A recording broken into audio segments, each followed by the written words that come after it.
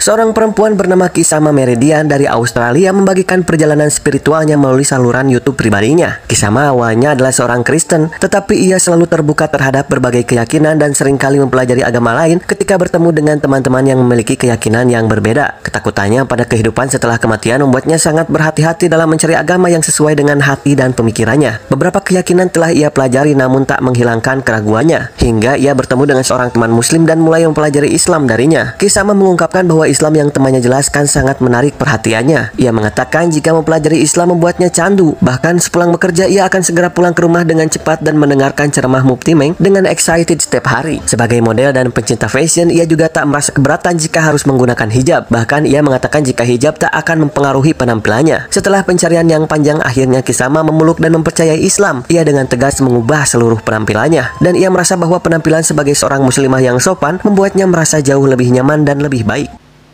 Wah, saya saja mencari keselamatan pada orang yang jelas berkuasa dalam dunia akhirat. Kenapa wanita tadi malah cari keselamatan melalui manusia yang gak tahu jalan ke surga? Maaf ya, jangan tersinggung loh. Kalau saya katakan bahwa Muhammad Nabi umat Islam kan setelah mati tidak bisa bangkit lagi. Lalu, yang membuat kalian merasa Muhammad lebih daripada Yesus itu dilihat dari sudut mananya? Terus, yang tahu kalau Muhammad masuk surga siapa? Tapi tentang Yesus, dari kelahirannya, kematiannya, dan kebangkitannya, serta kenaikannya, selalu disertai para saksi dan bukti. Jadi, iman Kristen adalah percaya pada orang yang asal muasalnya dari surga, dan bukan manusia yang dari bumi, yang kelahirannya pun dari benih manusia, sama seperti kita. Dalam Yohanes 8 ayat 23, lalu ia berkata kepada mereka, "Kamu berasal dari bawah, aku dari atas. Kamu dari dunia ini, aku bukan dari dunia ini," kata Yesus. Nah, gimana? Bukan asumsi kan? Yang namanya iman, semua harus didasari kebenaran kan? Jadi kebenaran itu hasil dari kenyataan dan bukan hayalan. Dan yang namanya kenyataan artinya didasari dari peristiwa nyata, bukan ujuk-ujuk cerita yang jatuh dari langit. Nah, kalau dari kematiannya saja Muhammad tidak membuktikan diri bangkit dan memberitakan keadaan dirinya, bagaimana bisa kita percayakan untuk masalah akhirat kita? Tapi kebangkitan Yesus disaksikan, bahkan bisa diceritakan oleh orang lain sebagai saksi Yesus itu sendiri. Dalam Wahyu 1 ayat 17-18, ketika aku melihat dia, tersungkurlah aku di depan kakinya, sama seperti orang yang mati, tetapi ia meletakkan tangan kanannya di atasku lalu berkata, "Jangan takut, aku adalah yang awal dan yang akhir dan yang hidup. Aku telah mati, namun lihatlah, aku hidup sampai selama-lamanya, dan aku memegang segala kunci maut dan kerajaan maut." Yesus memegang kunci maut. Artinya jika tidak ada satupun manusia yang seperti Yesus, kenapa kalian justru berpaling dari Yesus yang adalah juru selamat dan memiliki otoritas atas kematianmu? Coba kita renungkan. Apa alasan wanita tadi justru pergi meninggalkan Yesus yang adalah jalan dan kebenaran dan hidup itu sendiri? Dan apa yang kalian cari? Yesus adalah firman yang diutus ke dunia menjadi manusia. Maka sebabnya dia disebut kalimat Allah itu sendiri. Dan kalimat Allah, ya Allah itu sendiri. Dan satu-satunya keselamatan dan hidup yang kekal itu ketika kamu mengenal satu-satunya Allah melalui firman-Nya yang diutus, yaitu Yesus Kristus. Kita bisa lihat dalam Yohanes 17 ayat 3.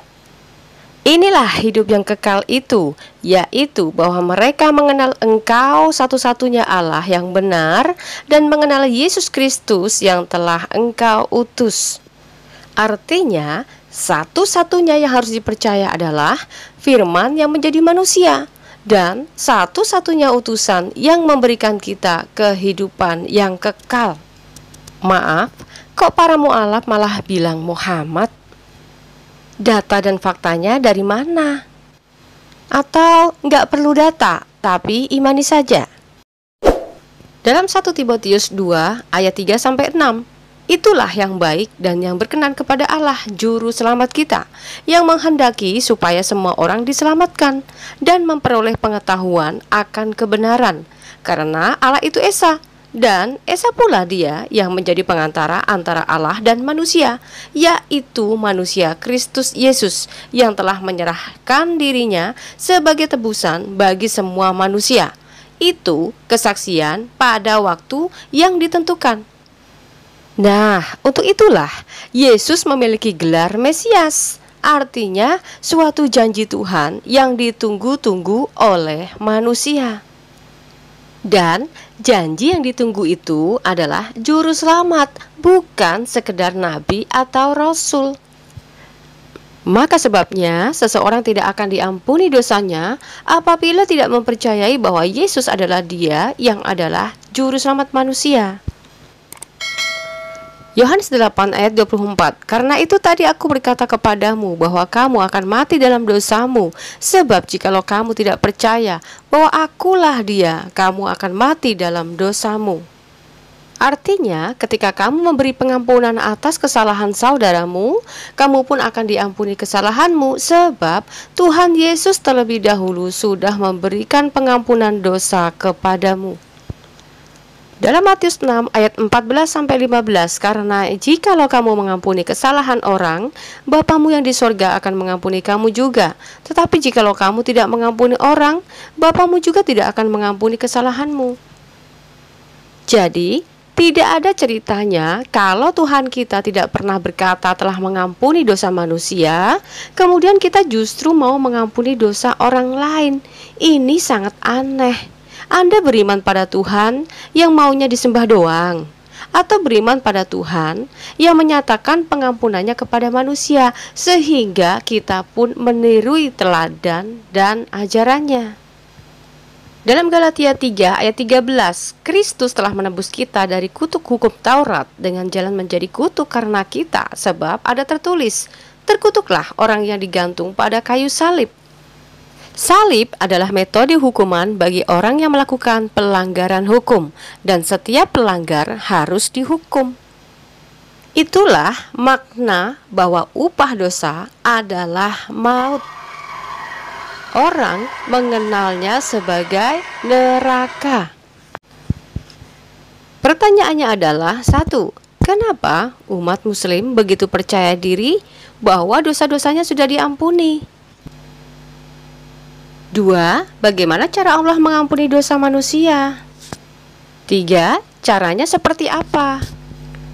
Nah, jika tidak ada pengakuan Allah sendiri sebagai pengampun dosa manusia, kenapa Allah dalam Islam diberi gelar yang Maha Pengasih dan Pengampun? Mari kita lihat datanya dalam kitab para nabi dalam Yesaya 43 ayat 11-12. Akulah Tuhan dan tidak ada juru selamat selain daripadaku. Akulah yang memberitahukan, menyelamatkan dan mengabarkan, dan bukannya Allah asing yang ada di antaramu. Kamulah saksi-saksiku. Demikianlah firman Tuhan, dan akulah Allah. Pribadi Allah dalam Al-Quran sangat jauh berbeda dengan Allah Israel. Nah, jelas dan tegas bukan? Tapi, jika tidak ada kejelasan dan ketegasan dari Allah Muslim, kok umat Muslim begitu percaya dirinya dengan mengatakan kalau orang di luar Islam akan masuk neraka ya? Padahal dalam kenyataannya Al-Quran juga tidak memberikan info kalau umat Islam pasti masuk surga. Inilah fakta yang diingkari umat Muslim sendiri. 1. Dalam Quran surat Thaha ayat 74, sesungguhnya barang siapa datang kepada Tuhannya dalam keadaan berdosa, maka sesungguhnya baginya neraka jahanam. Ia tidak mati di dalamnya dan tidak pula hidup. Artinya, semua dosa memiliki upah neraka kan? Nah, sekarang pertanyaannya, yang bilang dosa umat Islam cuma sementara di neraka siapa? Apakah kita akan berkata, ayat itu harus dilihat tafsirnya? Loh, apakah kalimat Allah masih diragukan oleh umatnya sendiri, sehingga harus ditafsir? Bukankah Al-Quran diberikan pada umat Islam dengan bahasa Arab agar mudah dipahami? Ya, kita bisa lihat dalam Quran Surat Al-Zukhruf ayat 3. Sesungguhnya kami menjadikan Al-Quran dalam bahasa Arab supaya kamu memahaminya. Orang non-muslim masih memaklumi kalau pada kenyataannya dengan Al-Quran yang berbahasa Arab kalian justru tidak memahami. Maka ahli bahasa menyalinkan kalian dengan bahasa Indonesia. Tujuannya agar kamu yang orang Indonesia akan lebih memahaminya. Kalau akal sehat saya sih akan berkata, masa kalimat Allahnya begitu tapi tidak sesuai kenyataannya. Walaupun kitabmu mengatakan yang sebaliknya, kita bisa lihat dalam tafsir Kemenak, Kementerian Agama, sesungguhnya kami menjadikannya yaitu kitab yang nyata itu sebagai Al-Quran, yaitu bacaan dalam bahasa Arab agar kamu mengerti pesan-pesannya dengan menggunakan akalmu. 2. Apa yang diingkari umat Islam sendiri, yaitu kehendak Allah kepada manusia. Dalam Quran Surat As-Sajdah ayat 13, dan kalau kami menghendaki niscaya kami akan berikan kepada tiap-tiap jiwa petunjuk. Akan tetapi tetaplah perkataan daripadaku, sesungguhnya akan aku penuhi neraka jahanam itu dengan jin dan manusia bersama-sama. Ketiga, doktrin bahwa memeluk Islam pasti masuk surga.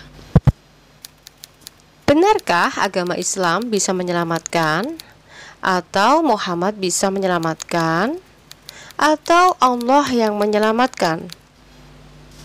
Nah, tentang ini saya sering mempertanyakan bagaimana cara Allah menyelamatkan manusia dan bagaimana kalian yakin Muhammad sudah masuk surga. Sampai hari ini pun kalian hanya memiliki keyakinan yang tidak ada dasar dan datanya, bukan? Nah, pertanyaannya, kenapa wanita tadi merasa takut jika dia meninggal? Karena dia berpikir dengan beragama Islam, akhiratnya akan terselamatkan. Seorang model wajar sih tertarik dengan fashion, tapi apakah benar mencari keselamatan akhiratnya melalui Muhammad?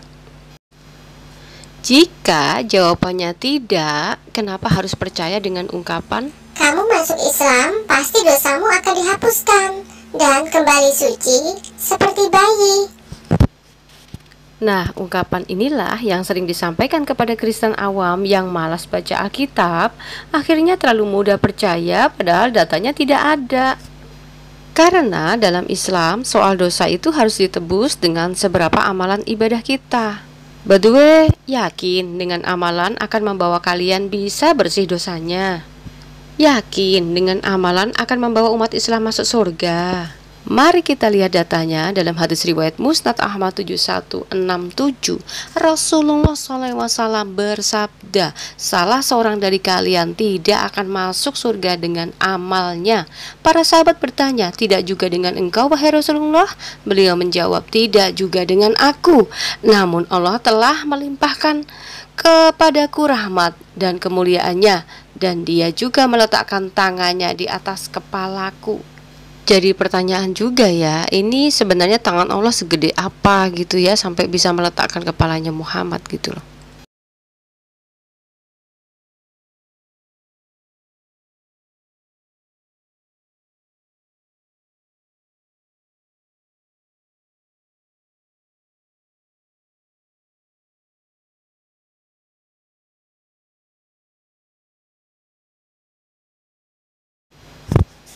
Hidayah loh. Ataukah hidayah hanyalah sebuah klaim yang seolah-olah orang akan selamat ketika beragama Islam?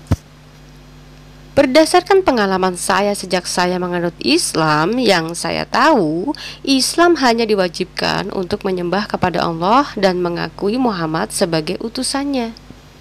Tapi kalau sekarang sih saya bisa berpikir, kalau Yesus adalah manusia Kristus yang sudah menjadi pengantara manusia kepada surga, untuk apa percaya pada manusia biasa? Maaf ya, inilah yang saya teliti, sekaligus kita tinjau dari fakta dan datanya. Kemudian kita akan diajarkan bagaimana cara sholat serta menghafal ayat hafalan sebagai persyaratan untuk doa-doa ritual sholatnya. Selanjutnya kalian akan diajar mengenal huruf Arab dan belajar mengejaknya dan seterusnya, karena fokus utama adalah pahala. Tetapi setahu saya, karena doktrin cukup baca dapat pahala, maka kebanyakan teman-teman mu'alaf malas mengkaji kandungan kitab yang berbahasa Arab tersebut, karena sibuk dengan bacaan dan logat cengkok nadanya. Lebih parahnya, sibuk menjelekkan kitab agama sebelumnya, tanpa memperdulikan kitab barunya. Makanya tidak heran ketika ada ayat dipaparkan yang tidak sesuai pemikirannya menjadi terkaget-kaget, bahkan menuduh kami yang mengemukakan data ayat Quran justru dianggap menista dan menghujat Islam.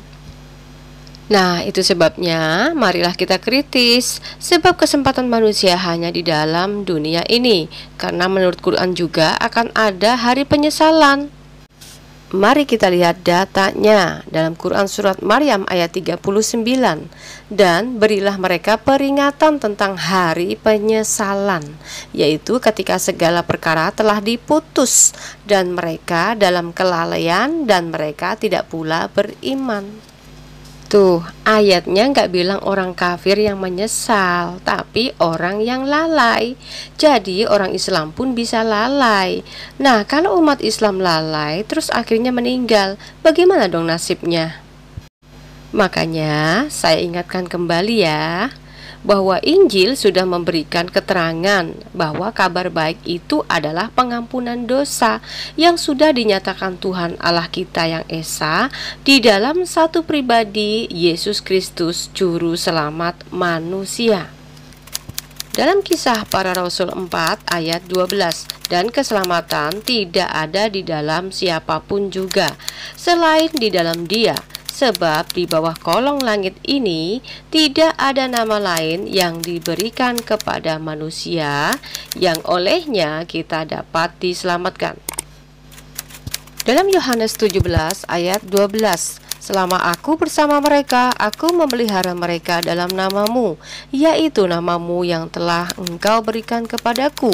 Aku telah menjaga mereka, dan tidak ada seorang pun dari mereka yang binasa selain daripada dia yang telah ditentukan untuk binasa, supaya genaplah yang tertulis dalam kitab suci. Jadi, nama YHWH yang tidak bisa disebut sudah dinyatakan dalam satu nama, Yesus Kristus Allah kita yang bertahta dalam kerajaan surga. Dialah sirot menuju surga yang adalah singgasananya dari asal muasalnya. Seperti yang dikatakan dalam Yohanes 14 ayat 6, kata Yesus kepadanya, akulah jalan dan kebenaran dan hidup. Tidak ada seorang pun yang datang kepada Bapa kalau tidak melalui aku. Dalam 1 Timotius 2 ayat 3-6, itulah yang baik dan yang berkenan kepada Allah Juru Selamat kita, yang menghendaki supaya semua orang diselamatkan dan memperoleh pengetahuan akan kebenaran, karena Allah itu Esa dan Esa pula Dia yang menjadi pengantara antara Allah dan manusia, yaitu manusia Kristus Yesus yang telah menyerahkan dirinya sebagai tebusan bagi semua manusia. Itu kesaksian pada waktu yang ditentukan. Amin.